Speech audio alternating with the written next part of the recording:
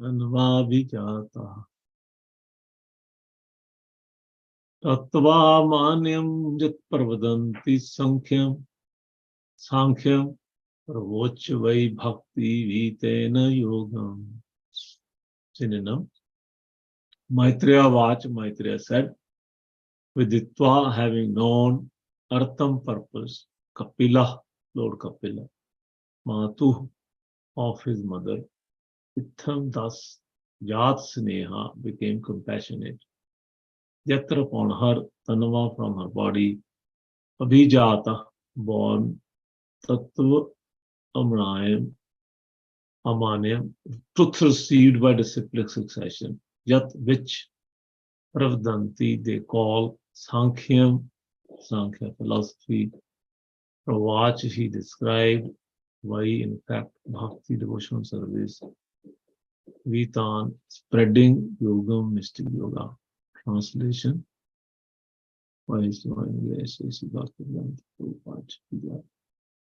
Shri Maitreya said after hearing the statement of his mother, Kapila could understand her purpose and he became compassionate towards her because of being born of her body. He described the Sankhya system of philosophy, which is a combination of devotional service and mystic realization, as received by disciplic succession. Jata Sneha became compassionate. Tanva from her body, Abhijat, born from the body. Verse number 32, we don't have purport. So, Shri Bhagavan Vacha, so Shri Kapil Muniji speaks. Devanam Gunalingana Manushavika Karmana Satvaya Ek Manaso Vritti Swabhaviki Tuya Nimitta Bhagavati Bhakti Sidher Gariyasi.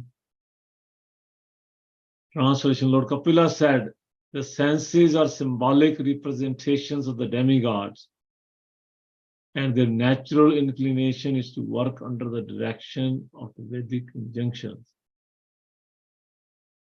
As the senses are representatives of the demigod, so the mind is the representative of the Supreme Person of Godhead. The mind's natural duty is to serve. When that service spirit is engaged in devotional service to the personality of Godhead, without any motive, that is far better even than salvation. The word used here is Bhakti Sidher Gariyasi. Nimitta Bhagavati Bhakti is the devotional service to the Supreme Person. It's far better. Purport by Srila Prabhupada. The senses of the living entity are always engaged in some occupation, either in activities prescribed in the injunctions of the Vedas or in mental activities. The natural inclination of the senses is to work for something, and the mind is the center of the senses. The mind is actually the leader of the senses. Therefore, it is called Sattva. Similarly, the leader of all the demigods who are engaged in the activities of this material world, the sun god, the moon god, Indra, and others, is the Supreme Personality of Godhead. It is stated in the Vedic literature, the demigods are different limbs of the universal body of the Supreme Person of Godhead. Our senses are also controlled by different demigods. Our senses are representations of various demigods, and the mind is the representation of the Supreme Personality of Godhead. The senses led by the mind, act under the influence of the demigods. When the service is ultimately aimed at the Supreme Personality of Godhead, the senses are in the natural position.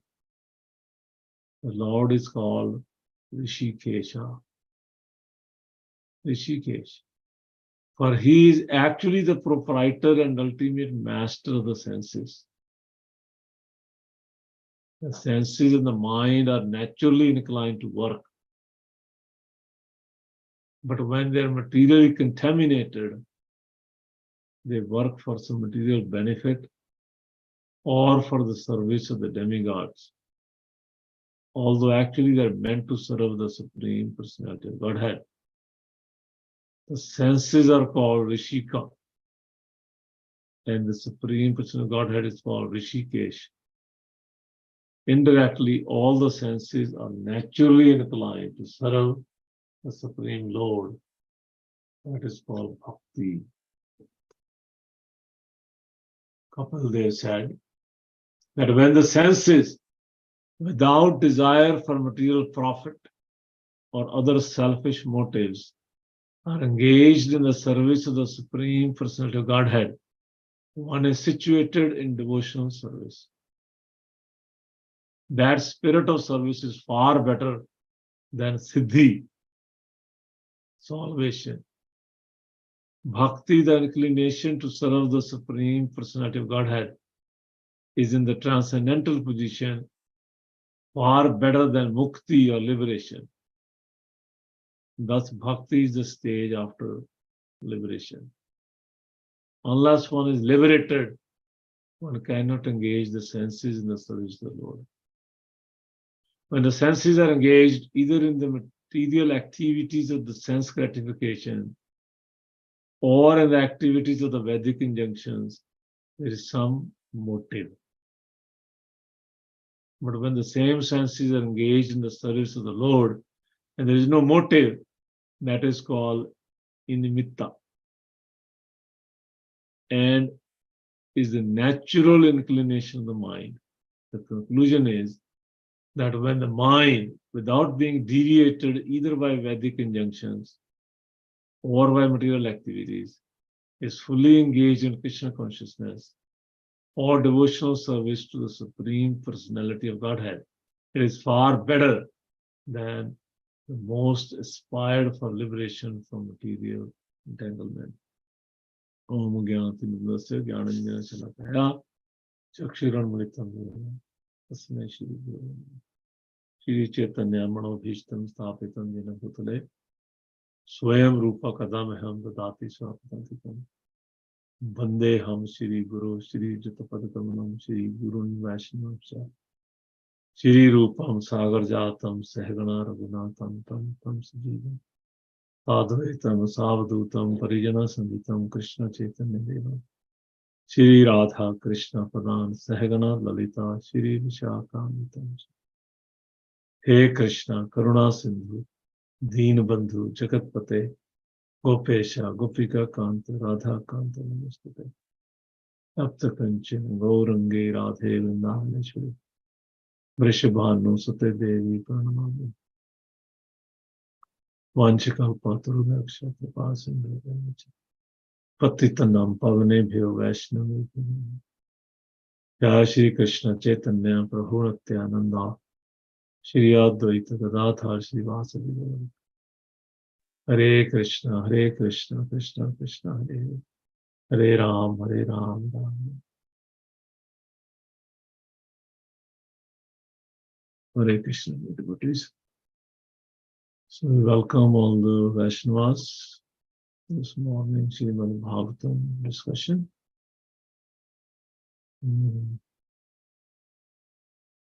Today is also a very special day. It's the Dussehra day. We'll say a few words.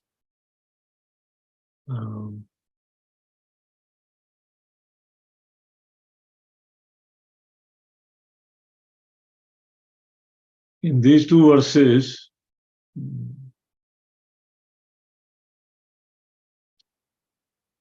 Lord Kapila Dev Lord Kapila Muni.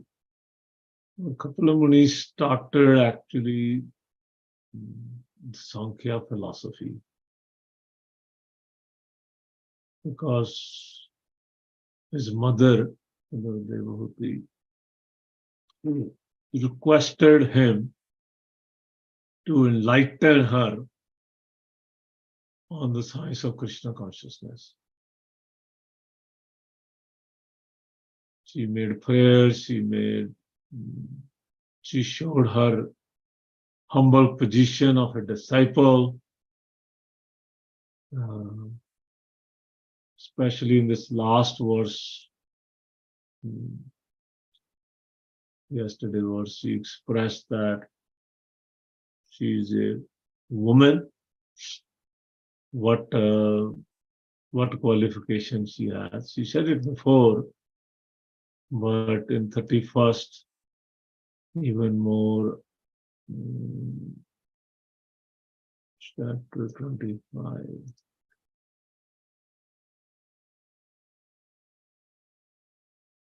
She said, I'm a woman. It is very difficult to understand the absolute truth because my intelligence is not very great.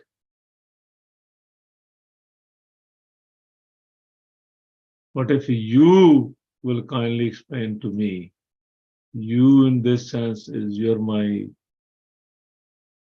son. You also understand my limitation. We have a relationship. It's like two family members are very close friends. When they say something, that if you tell me something, I may understand. Because you know how I'll get it.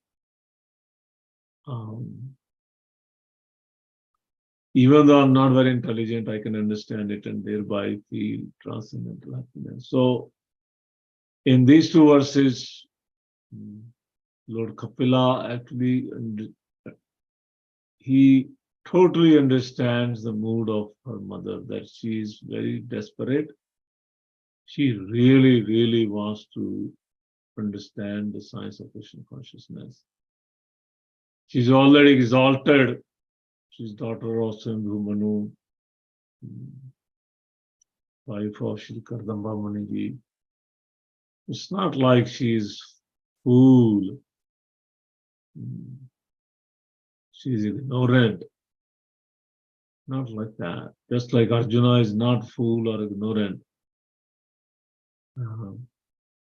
Similarly, here Mother Devhuti, very exalted. But by showing her humility again and again, she said before also that I'm a woman, I'm less intelligent. Here she said again, and now Kapila Muni's heart melts. And she, Maitreya Muni is saying, Kapila Muni understand her purpose, and he, out of compassion, because she feels that he is her son, he explains the Sankhya philosophy. And in verse 32, we see Lord Kapila starts with this wonderful description that how the senses are symbolic representation of the demigods. Devanam gunalinganam anushavika karmanam. And the mind, sattva evaka manaso, mind is representation of the Supreme Personal Godhead. This mind is the center of the senses. Srila Prabhupada writes in the purports. And the mind's natural duty is to serve.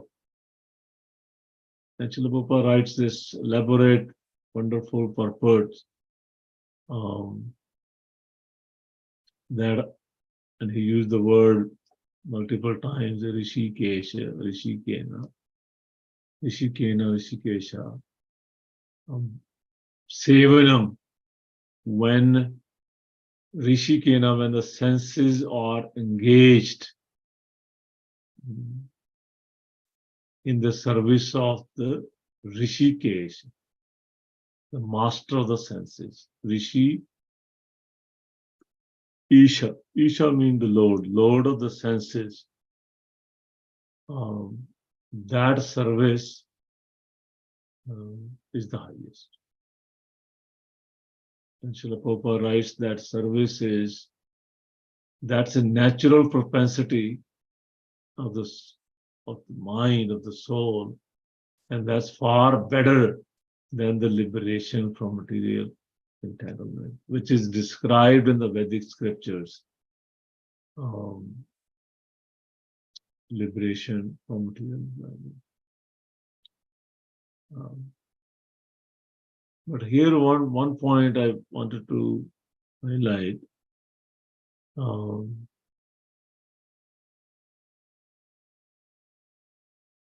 Bhakti is the stage after liberation. Unless one is liberated, one cannot engage the senses in the service of the Lord. Srila Prabhupada writes this and say the same thing throughout his books, maybe a little bit differently, but this point Srila Prabhupada makes again and again, that following the Vedic scriptures, following the rules of the Vedas, the laws of the Vedas, performing various kind of yogas, one may aspire, one may reach the stage of liberation, which means beyond the three modes of nature. One may find himself in the sattva guna. That's liberation. Not attracted by the things of this world. His senses are under control. That's what technically liberation means. But unless one is liberated, one cannot engage the sense in the service of the Lord. So that point, Srila Prabhupada makes again and again. So liberation, controlling the senses from the pushing and the pulling of the material, sense gratification is required, is the basis for some sense control. So those same controlled senses can be engaged in the service of the Lord. That's the point. Those controlled senses can be engaged, Rishikesha, that those purified senses. That's why we are given the 4 rules and regulations to follow, so that our senses can get purified. Chanting will purify the senses in the minds also. Rules and regulations also purify the senses in the mind. So the senses and the mind, they all can be engaged in the service of the Lord. That's where this Sankhya philosophy begins, from the side of Kapila Muniji. And then beautiful verses will come after this, explaining the devotional services. The name of the chapter is The Glories of Devotional Services. So Srila Prabhupada also spoke on these verses for many, many hours. We have a few minutes. We'll speak also on the Shara. Today is that auspicious day when it's also called Vijay Dashami. Dashami is the 10th day. Vijay is victory of Lord Ram's over Ravana. So we all know the story, how Ravana kidnapped Mother Sita. Bhakti personified, Mother Sita and Lord Ram was looking where Mother Sita had gone, and by the help of many devotees of Lord Ram, they spotted that Mother Sita is in Lanka. Today it's called Sri Lanka. Lanka where Ravana resided, and Lord Ram, with the help of these devotees, they built a bridge over the ocean. I believe 700-800 miles crossed the ocean and then reached Sri Lanka, and there was a battle between the army of Lord Ram and the army of Ravana. And today is the day when Ravana was killed.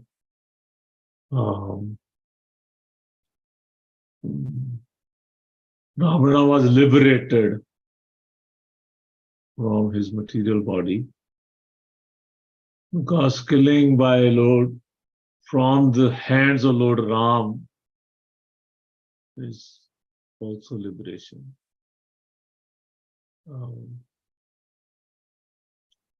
So one point I was thinking we can share that how Lord Ram engaged so many different devotees in this whole war against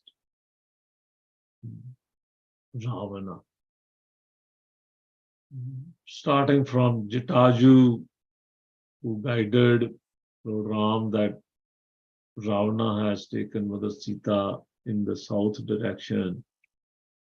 Sugriv, Hanumanji, hundreds and thousands and thousands and thousands of Vanaras, monkeys. Many of them were incarnations of demigods. So many of them were engaged. Not only the devotee side, but Bhavishan. He's brother of Ravan. He's from the Rakshasa, the demoniac side. He was engaged in the service of Lord Ram. He was welcomed. And it's explained that in this battlefield, when Lord Ram was trying to cut the 10 heads of Ravana, those heads were coming back because of the mystic powers of Ravan.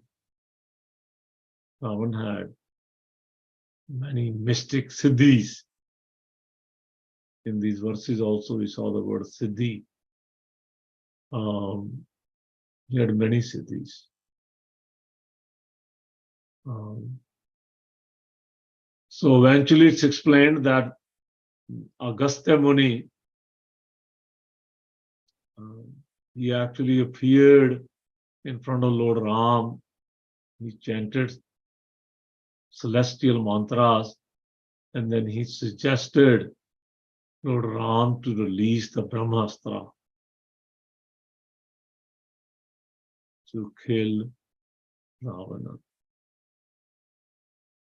So Agastya Rishi, Vishwamitra Muni, Vasishtha Muni, Jataju, Hanumanji, Sugriv, thousands and thousands and millions of Vanaras, even the squirrels who moved some pebbles to build that bridge.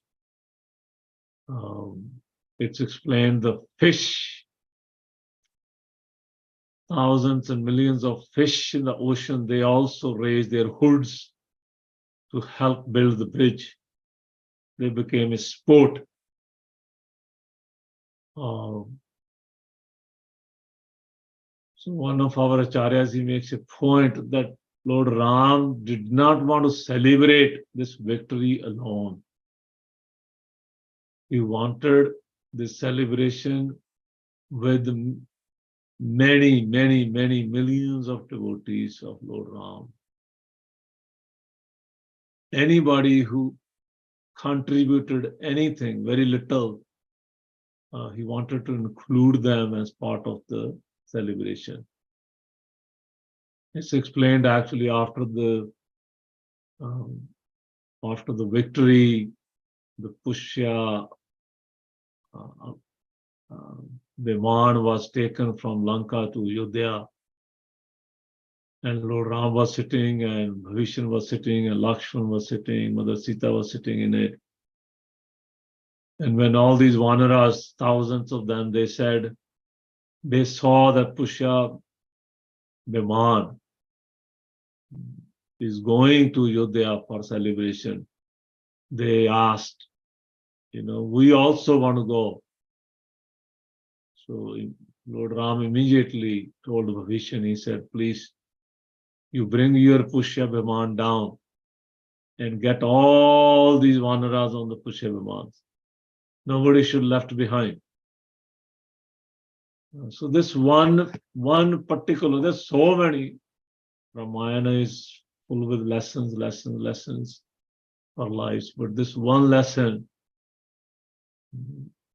that whoever contributes become the part of the ceremony, the vijaya, the victory, fully. That's Lord Ram's style of leadership. So he teaches us the leadership lessons, how to celebrate with everybody. Whoever actually contributed, maybe some could not contribute at that time, but still you involve. Bharat Maharaj, his involvement. Kakai, who actually sent Lord Ram to the exile. He was even happy with Mother Kakai. He never showed any anger, morosement with Kakai. Sometimes we say Kakai was the root cause of all these problems, but Lord Ram was very happy. When he was leaving Ayodhya, he told Kakai, he said, thank you for giving me this exile, because now for 14 years, I will be able to hear from the lotus mouth of sadhus in the forest.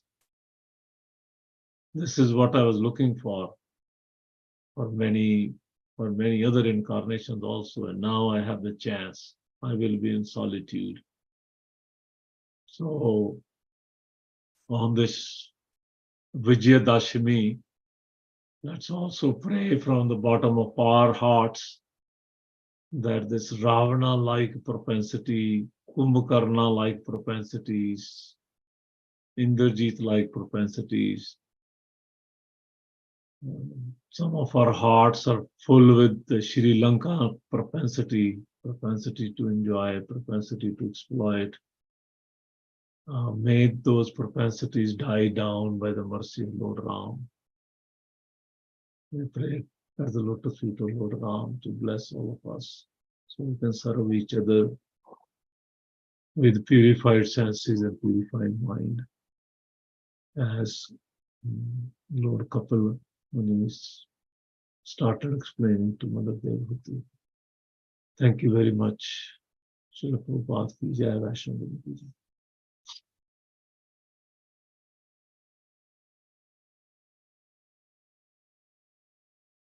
Stop sharing. Madhupati Prabhu, you're there? Yeah, thank you. Thank you, Babu. We'd like to wish everybody a safe and Krishna conscious day ahead. We'd like to wish you all a happy Dashera. Very nice to hear about Lord Ramachandra's victory over Ravana, good over evil.